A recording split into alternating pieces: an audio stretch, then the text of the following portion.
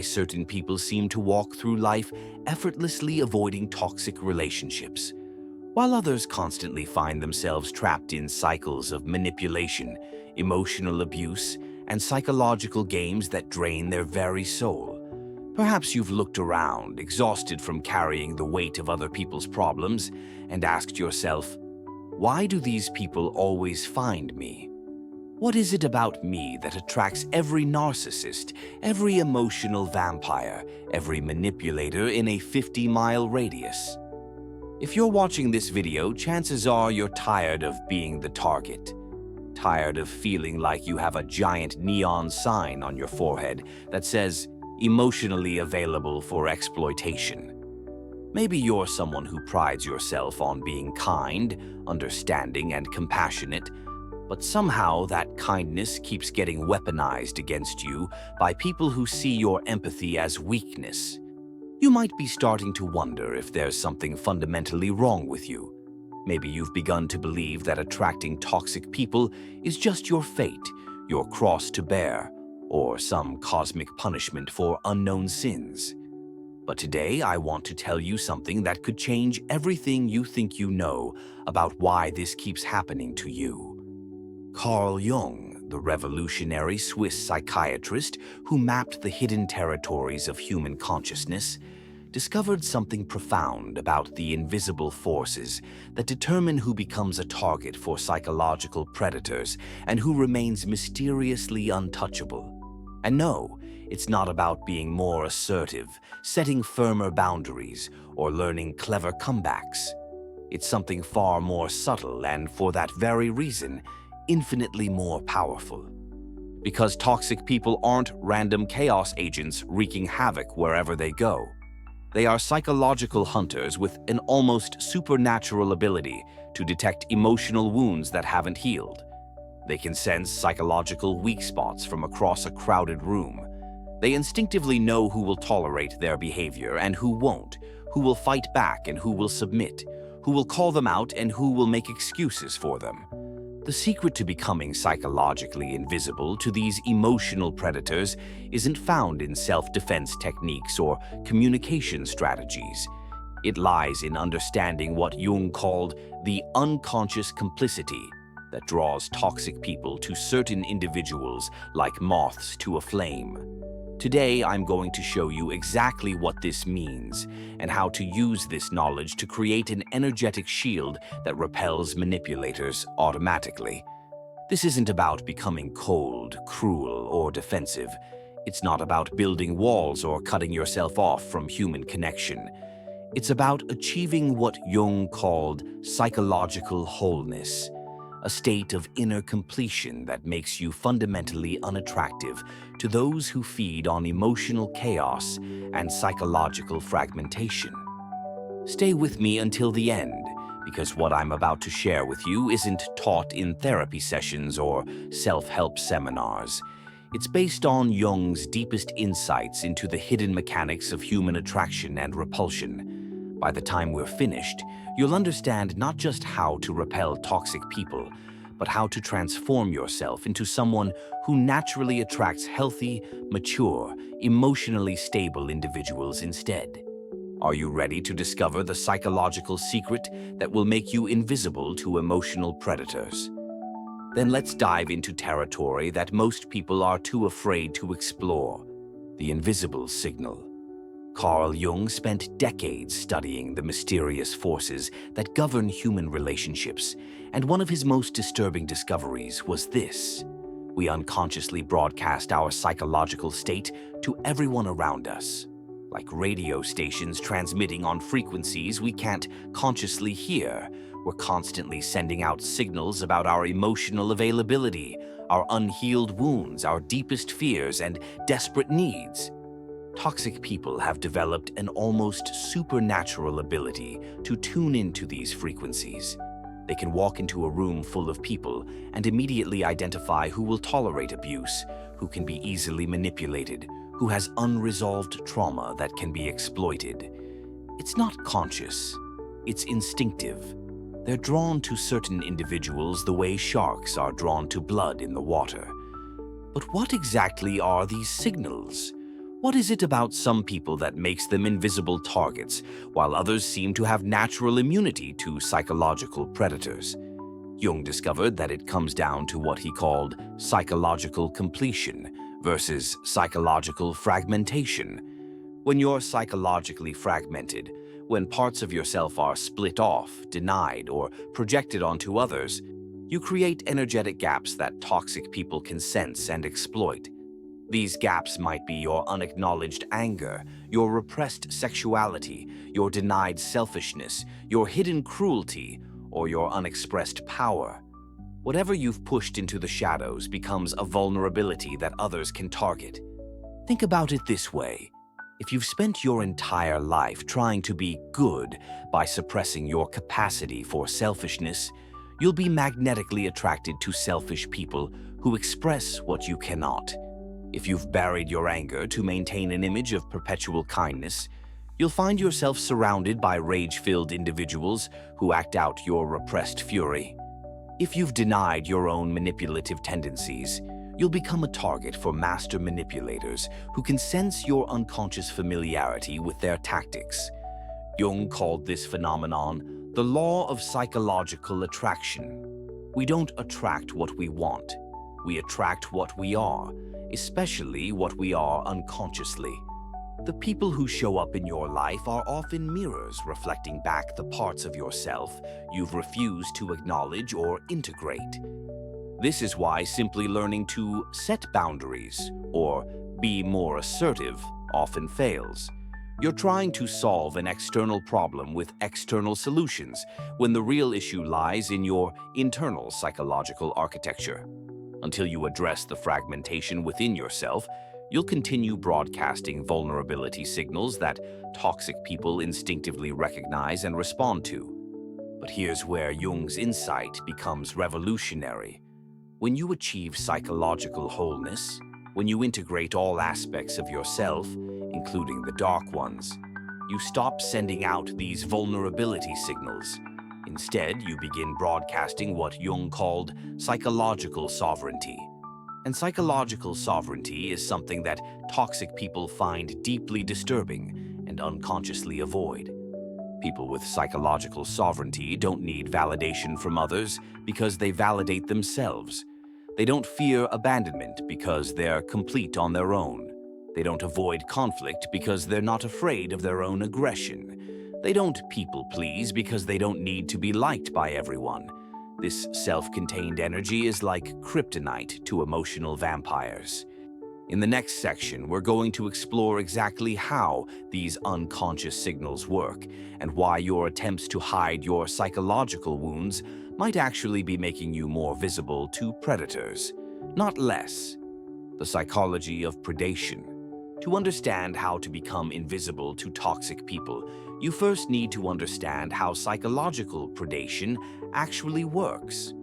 Jung discovered that toxic individuals operate according to predictable patterns that most people never recognize because they're focused on the content of interactions rather than the underlying psychological dynamics. Emotional predators are not consciously evil or deliberately malicious, though their impact certainly feels that way. They are individuals who have become psychologically dependent on external sources of emotional energy because they've lost connection to their own inner vitality. Like psychological vampires, they need to feed off others' emotional reactions to feel alive and real. But they can't feed off just anyone. They need specific types of emotional energy, and they've developed an uncanny ability to identify who can provide it. They're looking for people who will react strongly to provocation, who will engage in emotional drama, who will try to save or fix them, who will doubt themselves when confronted with manipulation. Jung observed that these psychological predators operate through what he called unconscious infection. They project their internal chaos onto others and then feed off the emotional reactions this chaos creates. It's like psychological arson. They set emotional fires and then warm themselves by the flames of your distress. The process typically follows a predictable pattern. First, they test your psychological boundaries through small provocations or boundary violations. They're not trying to get what they want immediately. They're gathering intelligence about your emotional responses, your tolerance levels, your trigger points. If you react with strong emotion, anger, hurt, confusion, or even excessive sympathy, you've just identified yourself as a viable target. You've demonstrated that you have emotional energy they can access and that you're willing to engage with their dysfunction rather than simply walking away. Next, they gradually escalate their behavior, always staying just within the bounds of what you'll tolerate. They're like psychological scientists conducting experiments on your emotional responses. How much can they take from you? How much chaos can they create? How far can they push before you finally say no? This is where Jung's concept of shadow projection becomes crucial. Toxic people are often acting out psychological material that you've repressed in yourself. The rage-filled person might be expressing your buried anger. The manipulative person might be demonstrating the control you secretly wish you had. The victim might be embodying the helplessness you've never allowed yourself to feel. Because there's something familiar about their dysfunction, something that resonates with your own disowned psychological material, you find yourself drawn into their drama rather than repelled by it. Part of you recognizes something in them, even if you can't consciously identify what it is. This unconscious recognition is what keeps you engaged long past the point where logic would tell you to walk away. You stay because you're not just dealing with their toxicity, you're unconsciously wrestling with your own shadow material that they're reflecting back to you.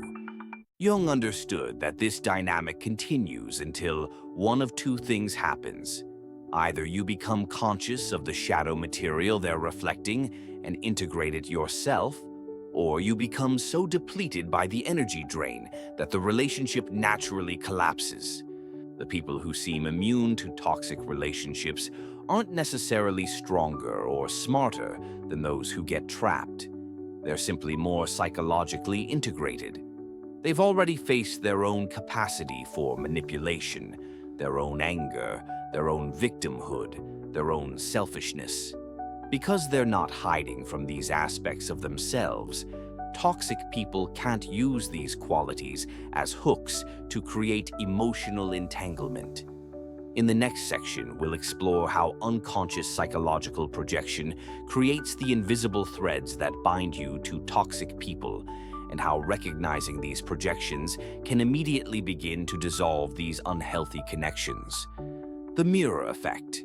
Now we arrive at perhaps the most uncomfortable truth in all of Jung's psychology. The people who trigger you most intensely are usually reflecting something you haven't acknowledged about yourself. This isn't victim blaming, it's recognizing the unconscious psychological mechanisms that create and maintain toxic relationships. Jung called this phenomenon projection, and it's one of the most powerful forces in human psychology. Projection occurs when you take aspects of yourself that you can't accept or integrate and unconsciously see them in other people instead. The qualities that disturb you most about toxic individuals often point directly to your own disowned psychological material. This is why you might find yourself obsessively thinking about someone who treated you badly, trying to figure out their motivations, analyzing their behavior, or fantasizing about what you should have said. You're not just processing their toxicity, you're unconsciously wrestling with parts of yourself that they've activated or reflected. Consider the manipulative person who pushes all your buttons. What exactly about their manipulation triggers you so intensely? Is it their ability to control others without consequences? Their skill at getting what they want regardless of the cost? Their apparent lack of guilt about their behavior? If you look deeply enough, you might discover that part of you wishes you had those abilities. Perhaps you were taught that wanting control was selfish, that putting your needs first was wrong, that manipulating others was evil. So you buried those impulses, convincing yourself you don't possess them. But when you encounter someone who expresses these qualities freely, you experience both revulsion and fascination. the revulsion of your conscious moral self, and the fascination of your repressed shadow. Or consider the narcissistic person who demands constant attention and admiration. What exactly triggers you about their behavior? Is it their shameless self-promotion, their ability to make everything about themselves, their apparent immunity to criticism? Again, if you examine your reaction honestly, you might find that part of you envies their freedom from self-doubt and their ability to prioritize their own needs without guilt. Jung understood that this unconscious recognition creates a powerful magnetic pull.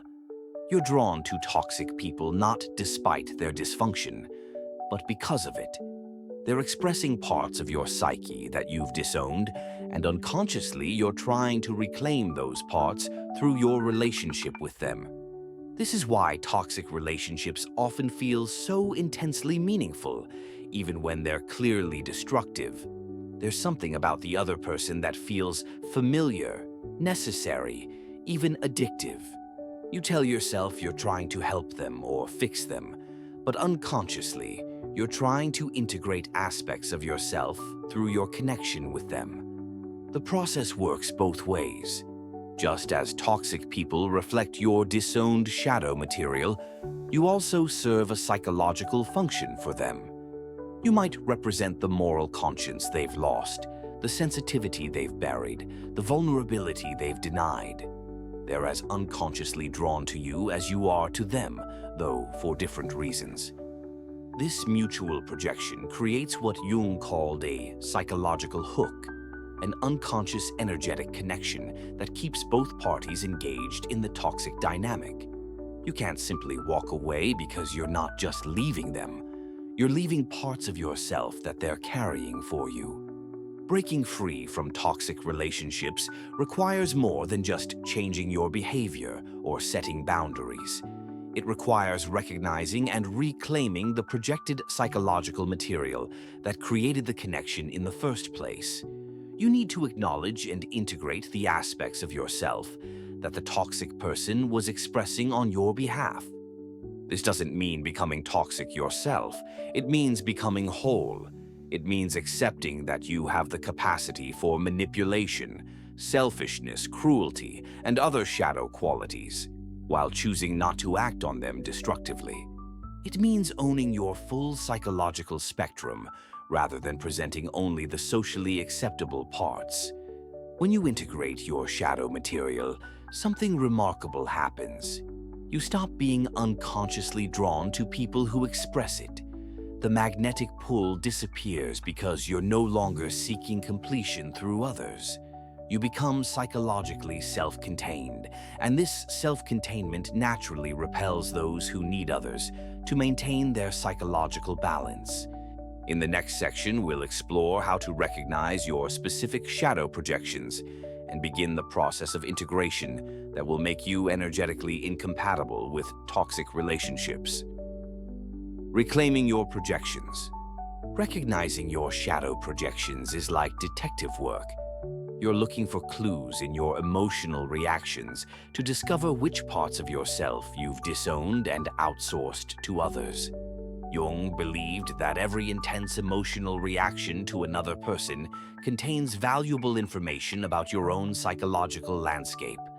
Start by examining your strongest reactions to toxic people in your life. What specifically about their behavior triggers you? Don't focus on the obvious answer.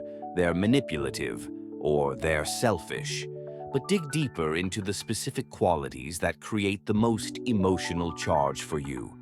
For example, if you're triggered by someone's apparent lack of empathy, ask yourself, what would it be like if I didn't have to consider everyone else's feelings all the time?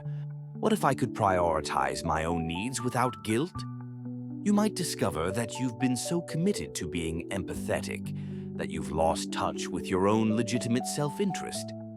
If you're disturbed by someone's ability to lie without remorse, explore what that reveals about your relationship with truth. Have you been so committed to honesty that you've lost the ability to protect yourself through strategic information management? Have you been so transparent that you've made yourself vulnerable to those who would exploit your openness? If you're triggered by someone's apparent confidence and self-promotion, examine your own relationship with self-advocacy. Have you been so humble that you've become invisible? So self-deprecating that you've undermined your own success? So focused on not appearing arrogant that you've failed to claim your rightful place in the world? The goal isn't to become like the toxic people who trigger you. It's to reclaim the healthy expressions of the qualities they represent. Every shadow quality has both destructive and constructive expressions, and integration means finding the constructive versions for yourself. For instance, the healthy expression of the manipulative person's behavior might be strategic thinking and the ability to influence outcomes in your favor. The healthy expression of the narcissist's behavior might be healthy self-regard and the ability to promote yourself effectively. The healthy expression of the aggressive person's behavior might be the ability to set firm boundaries and protect what matters to you. Jung emphasized that shadow integration is not a one-time event, but an ongoing process. As you reclaim projected material, you'll likely discover deeper layers of disowned qualities. This is normal and necessary. The psyche reveals its contents gradually, in doses you can handle. One powerful technique for shadow work is what Jung called active imagination, deliberately dialoguing with the parts of yourself you've rejected. When you encounter someone whose behavior triggers you, try having an imaginary conversation with that aspect of yourself. What would your inner manipulator say? What wisdom might your inner narcissist offer? What protection might your inner aggressor provide? Another approach is to examine the opposite of your most valued qualities. If you pride yourself on being kind, explore your capacity for cruelty. If you value being genuine, examine your ability to be strategic. If you emphasize humility, investigate your potential for grandiosity. The qualities you most resist owning are often the ones that hold the most power for integration. As you begin to reclaim your projections, you'll notice shifts in your relationships with toxic people. They may become less interesting to you, or you may find yourself less reactive to their behavior. This happens because you're no longer unconsciously seeking completion through them. You're becoming more complete within yourself. Some toxic people may actually escalate their behavior when they sense you're becoming less reactive. This is because they're losing their psychological hook into you, and they may unconsciously try to re-establish the old dynamic. This escalation is actually a positive sign. It means your integration work is effective. The ultimate goal of projection work is not to eliminate all emotional reactions to difficult people, but to transform the quality of your reactions. Instead of being triggered into unconscious emotional states, you begin responding from a place of conscious choice. You can acknowledge someone's problematic behavior without being psychologically hooked by it. In the next section, we'll explore how this integration process changes your energetic presence and why psychologically integrated people naturally repel those who operate from fragmentation and projection. The energy of wholeness. When you begin integrating your shadow projections and reclaiming disowned parts of yourself, something remarkable happens to your energetic presence. You start radiating what Jung called psychological completeness, a quality that's immediately recognizable to others, even if they can't consciously identify what's different about you. This completeness manifests as a kind of internal stillness that's quite different from the agitated energy that fragmented people carry. When someone has done their shadow work, they're not constantly seeking external validation, fighting internal conflicts, or trying to prove something to the world. They simply are who they are, without apology or explanation. Toxic people find this energy deeply unsettling because their entire psychological strategy depends on finding cracks in others' armor, places where they can insert emotional hooks, create doubt, or trigger reactive responses. When they encounter someone who's psychologically integrated, they literally don't know what to do with them. Think about how predatory animals hunt. They look for prey that appears wounded, separated from the herd, or somehow vulnerable. They don't waste energy attacking healthy, alert animals that would put up effective resistance. Emotional predators operate according to similar principles. They unconsciously seek out psychological vulnerability and avoid psychological strength. A person with integrated shadow energy doesn't present any obvious vulnerabilities for toxic people to exploit. They're not desperately seeking approval, so they can't be manipulated through flattery or criticism. They're not afraid of conflict, so they can't be controlled through intimidation or emotional blackmail. They're not trying to save or fix others, so they can't be trapped through victim scenarios. More importantly, they're not projecting their disowned qualities onto others, so they don't create the unconscious psychological hooks that bind people together in toxic dynamics. They can see toxic behavior clearly without being emotionally triggered by it, which allows them to respond appropriately rather than reactively. Jung observed that psychologically integrated people have what he called natural authority, not the kind that comes from external position or power, but the kind that emerges from inner completeness. This authority isn't aggressive or dominating, it's simply unshakable. It comes from knowing yourself so thoroughly that no one else's opinion can destabilize your sense of identity. This natural authority creates what's essentially an energetic bubble around psychologically integrated people. Toxic individuals can sense this bubble and instinctively know that their usual tactics won't work. They may test it occasionally, but when they realize they can't penetrate it, they typically move on to easier targets. The integrated person's response to toxic behavior is usually some variation of calm, clear boundary setting. They don't need to fight, argue, or prove their point. They simply state their position and follow through with consistent action. This consistency is something toxic people can't manipulate because it doesn't depend on emotional state or external circumstances. Another quality that emerges from shadow integration is what Jung called psychological sovereignty, the ability to remain centered in your own truth, regardless of external pressure. Sovereign people don't need others to validate their reality, so they can't be gaslit. They don't need others to regulate their emotions, so they can't be manipulated through emotional chaos. This sovereignty also means being comfortable with being disliked or misunderstood. Toxic people often try to control others through the threat of withdrawal, rejection, or social consequences. But when you're psychologically complete, these threats lose their power because your sense of worth doesn't depend on universal approval. Perhaps most importantly, integrated people have made peace with their own capacity for darkness. They know they could be manipulative if they chose to be, which means they can recognize manipulation without being shocked or destabilized by it. They know they have aggressive impulses, which means they're not afraid to access that energy when boundary setting requires it. This comfort with their own shadow gives them tremendous psychological flexibility. They can be compassionate without being naive, assertive without being cruel, independent without being isolated. They can draw from their full range of human capacities as circumstances require, rather than being limited to the narrow band of acceptable responses. In the next section, we'll explore the practical implications of this transformation and how to accelerate the process of shadow integration in your own life. The practice of integration. Shadow integration isn't something that happens automatically or overnight.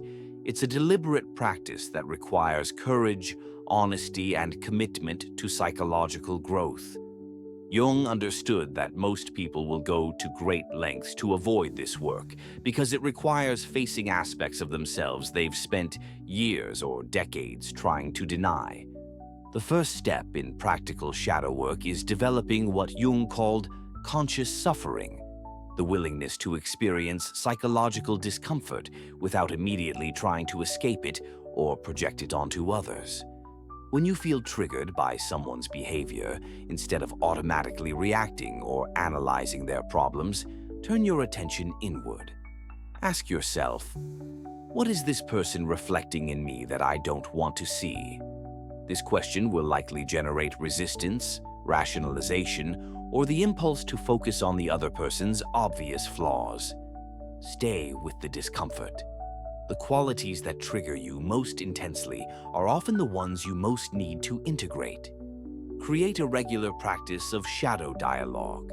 When you encounter someone whose behavior disturbs you, spend time in written dialogue with that aspect of yourself. If someone's selfishness triggers you, write from the perspective of your own selfish impulses. What would your inner selfish self say? What legitimate needs might it be trying to protect? What wisdom might it offer about self-care and boundary setting? Another powerful practice is examining your moral superiority. Notice when you feel morally superior to others and use those moments as shadow work opportunities. The very qualities you're judging in others often exist in less obvious forms within yourself. The goal isn't to become amoral, but to develop what Jung called moral relativity, the understanding that psychological qualities exist on spectrums rather than in absolute categories. Practice owning your capacity for the behaviors you judge in others. This doesn't mean acting on destructive impulses, but acknowledging their existence within you. Yes, I have the capacity to be manipulative. Yes, I have aggressive impulses. Yes, I can be selfish. This ownership paradoxically gives you more conscious control over these qualities. Pay attention to your dreams, as Jung considered them direct communications from the unconscious. Dreams often present shadow material in symbolic form. Characters in your dreams who behave in ways you find disturbing or fascinating often represent disowned aspects of yourself. Instead of dismissing these dream figures, engage with them imaginatively to understand what they represent. Examine your addictions and compulsions, as these often contain shadow material. What you're compulsively drawn to, whether it's substances, behaviors, or types of people, often reflects disowned psychological needs. Instead of simply trying to eliminate compulsive behaviors, explore what legitimate needs they might be attempting to meet in distorted ways. Practice radical honesty about your motivations. Most people prefer to see themselves as having pure intentions, but Jung understood that human motivation is usually mixed. We help others partly from genuine compassion and partly from the need to feel important. We seek justice partly from moral conviction and partly from revenge fantasies. Acknowledging these mixed motivations is part of integration. Learn to appreciate the positive aspects of qualities you've demonized.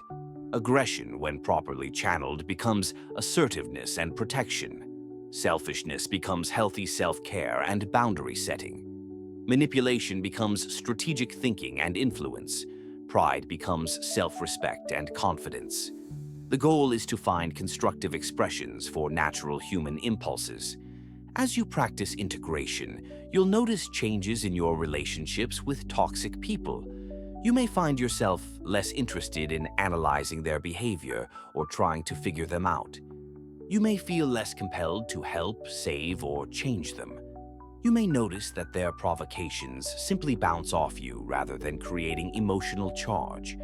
Some relationships may naturally end as you stop participating in unconscious psychological dynamics. This isn't because you're becoming cold or uncaring, but because you're no longer unconsciously invested in maintaining connections based on projection and shadow material. Other relationships may transform as both parties adjust to your increased psychological integration. People who were accustomed to your reactive patterns may initially resist the changes, but those who are capable of growth may eventually appreciate your increased stability and authenticity. In our final section, we'll explore how complete shadow integration transforms not just your relationships with toxic people, but your entire experience of human connection and personal authenticity. The transformed life. When you complete the deep work of shadow integration, the transformation goes far beyond simply repelling toxic people. You begin living from what Jung called the individuated self, a state of psychological wholeness that fundamentally changes how you move through the world and relate to others. The most immediately noticeable change is in your emotional reactivity. Situations that once triggered hours or days of rumination now barely register on your emotional radar. You can witness toxic behavior without taking it personally, engage with difficult people without losing your center, and make decisions based on clarity rather than emotional charge. This emotional stability isn't the result of suppression or emotional numbing. Instead, it comes from having integrated your full emotional spectrum. When you've made peace with your own capacity for anger, manipulation, selfishness, and other shadow qualities, these behaviors in others lose their power to destabilize you. You can recognize them without being triggered by them. Your relationships begin to operate from a completely different paradigm. Instead of unconsciously seeking completion through others, you relate from a place of wholeness. This allows for genuine intimacy rather than the psychological entanglement that characterizes many relationships. You can love others without needing them to fill psychological gaps within yourself. The people you attract into your life also change dramatically. Like attracts, like in the psychological realm, and as you become more integrated, you naturally draw other integrated individuals into your orbit. These relationships are characterized by mutual respect, healthy boundaries, and the absence of psychological game playing. Your professional life often transforms as well. Integrated individuals typically experience increased creativity, clearer decision-making, and natural leadership abilities. They're not constantly managing internal conflicts or seeking external validation, which frees up enormous amounts of psychological energy for productive pursuits. Perhaps most importantly, you develop what Jung called authentic presence, the ability to be genuinely yourself in all circumstances. You no longer need to maintain personas or hide aspects of your personality to gain acceptance. This authenticity is magnetic to healthy people and repellent to those who operate through manipulation and projection. The transformation also includes a fundamental shift in your relationship with power. Instead of fearing your own power or seeking power over others, you develop what Jung called power with, the ability to influence your environment through your presence and choices rather than through manipulation or force. This authentic power is particularly threatening to toxic individuals because it can't be manipulated or controlled. It doesn't depend on external circumstances or other people's responses. It's an inner authority that remains stable regardless of external challenges. You also develop what Jung called objective consciousness, the ability to see people and situations clearly without the distortion of projection. This clarity allows you to respond appropriately to actual circumstances rather than reacting to your own psychological material that you've projected onto others. The fear of loneliness, which keeps many people trapped in toxic relationships, dissolves when you become psychologically complete. You genuinely enjoy your own company and no longer see solitude as something to be avoided. This comfort with aloneness, paradoxically, makes you more attractive to others because you're relating from choice rather than neediness. Your decision-making becomes dramatically clearer because you're no longer torn between conflicting internal forces. When all aspects of your personality are integrated and working together, you can access your full wisdom and intelligence when making important choices. Jung believed that individuals who complete this integration process serve a vital function in society. They become what he called conscious individuals who can think clearly, act authentically, and resist collective psychological infections. In a world full of projection and unconscious behavior, integrated people serve as anchors of sanity and stability. The ultimate gift of shadow integration is the freedom to be yourself without apology. You no longer need to be perfect, liked by everyone, or morally superior to others. You can simply be human, complex, flawed, and real, while taking responsibility for your choices and their consequences.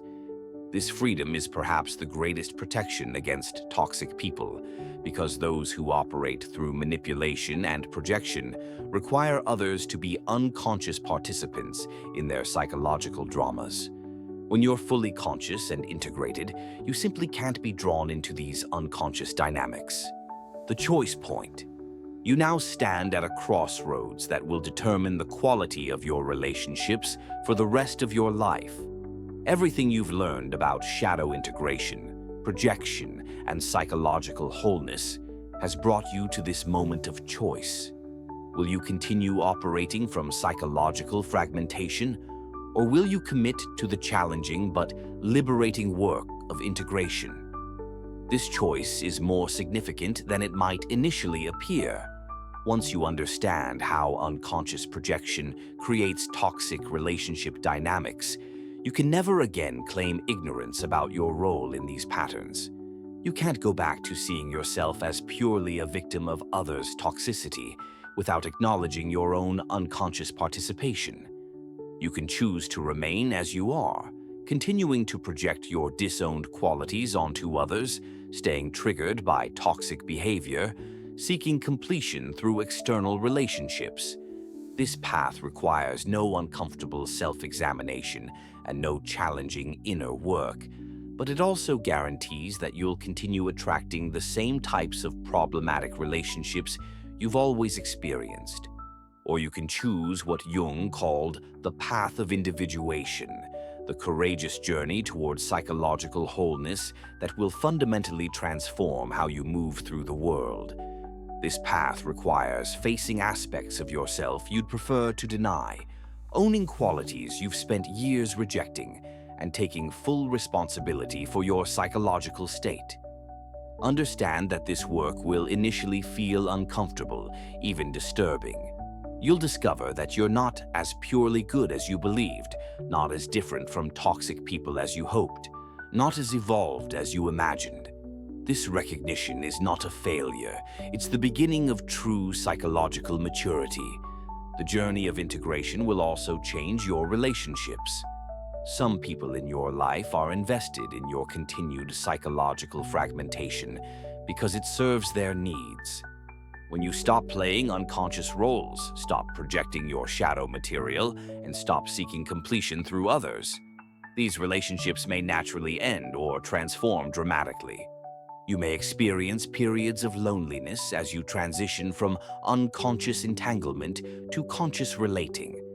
This loneliness is temporary and necessary. It's the space between old patterns and new ones, the pause between who you were and who you're becoming. But Jung also discovered something extraordinary about this process. The more psychologically complete you become, the more authentic joy and satisfaction you experience. Life becomes simpler when you're not constantly managing internal conflicts or seeking external validation. Relationships become more fulfilling when they're based on genuine connection rather than unconscious need.